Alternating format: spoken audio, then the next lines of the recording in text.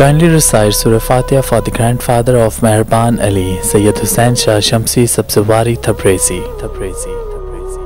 امام علی علیہ السلام کی خدمت میں ایک شخص آیا اور دست ادب کو جوڑ کے عرض کرنے لگا، یا علی، عقل مند اور بے وقوف میں فرق کیا ہے؟ بس یہ کہنا تھا تو امام علی علیہ السلام نے فرمایا، اے شخص، اللہ نے عقل مند اور بے وقوف کا فرق واضح کر کے رکھا ہے۔ اس نے کہا، یا علی، کون سا فرق؟ امام علی علیہ السلام نے فرمایا، عقل مند بولنے سے پہلے سوچتا ہے اور بے وقوف بولنے کے بعد۔ اے شخص، یاد رکھنا، انسان ایک دکان ہے اور زبان اس دکان کا تالا۔ جب زبان بولتی ہے تو معلوم ہوتا ہے کہ یہ دکان سونے کی ہے یا لوہے کی۔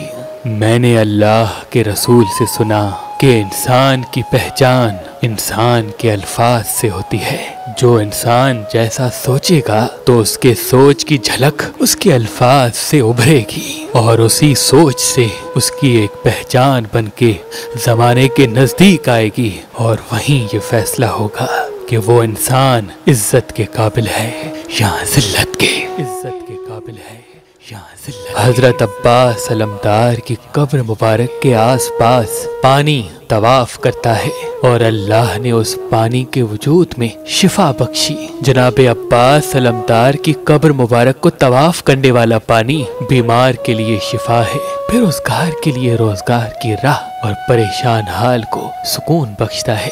لیکن باب الحوائج جناب عباس کی قبر تک یا اس قبر کے پانی تک ہر خاص و عام نہیں پہنچ سکتا۔ تبھی ہم نے اس پاک مقدس پانی کو فی سبیل اللہ اس امام بارگاہ پہ رکھ دیا ہے۔